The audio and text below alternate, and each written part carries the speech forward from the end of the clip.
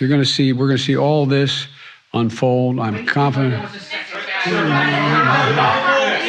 much. Thank you. Hey, how you doing? Good to see you. How's the First Lady, sir? Thank you, Mr. President. Mr. President, Okay. Classified material next to your Corvette.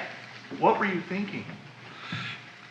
Let me, I'm going to get a chance to speak on all this, God willing, soon. But as I said earlier this week, people, and by the way, my Corvette's in a locked garage, okay? So it's not like you're sitting out in the street. So but anyway, was in a locked garage. Yes, as well as my Corvette. But as I said earlier this week, people know I take classified documents and classified material seriously.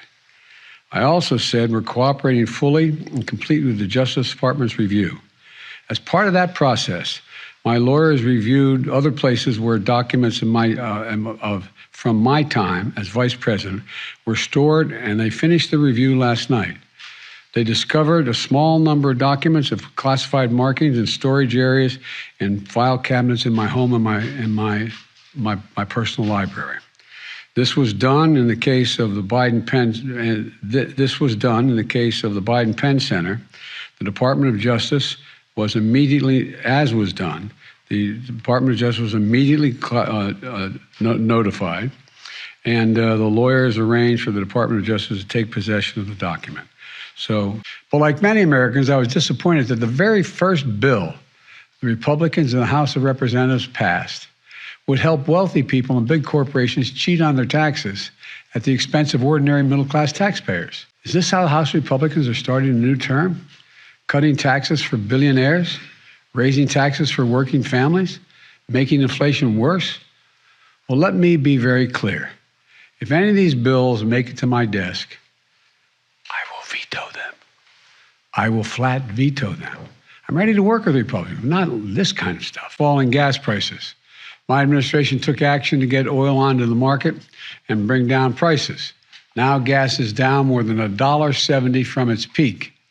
That adds up to a typical family with 2 vehicles to a savings of $180 a month, every single month, that stays in their pockets instead of being spent at the pump. Food inflation is slowing as well. Last month, we saw the smallest increase in food prices in almost 2 years. You know, and as inflation is coming down, take-home pay for workers is going up. Workers' wages are higher now than they were 7 months ago, adjusted for inflation. Wages for lower income and middle income workers have gone up even more. It all adds up to a real break for consumers, real breathing room for families, and more proof that my economic plan is working. Inflation is now at its lowest level since October of 2021. When we look at just the last 3 months, we see that inflation fell to 1.8% on an annualized basis. So the data is clear.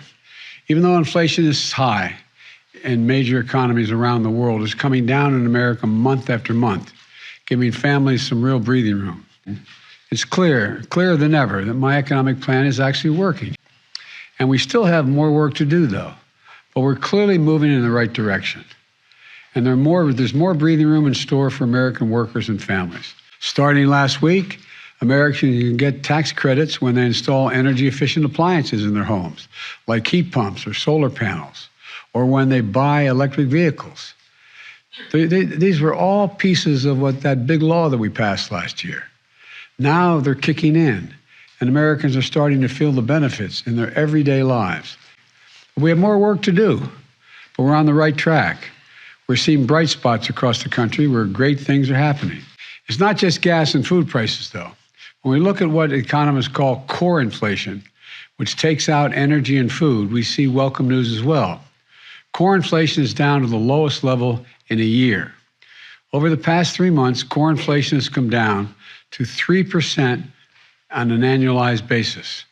That's down from more than 6% at the beginning of 2022. The cost of goods is actually falling, as prices from everything from computers to used cars are coming down as well.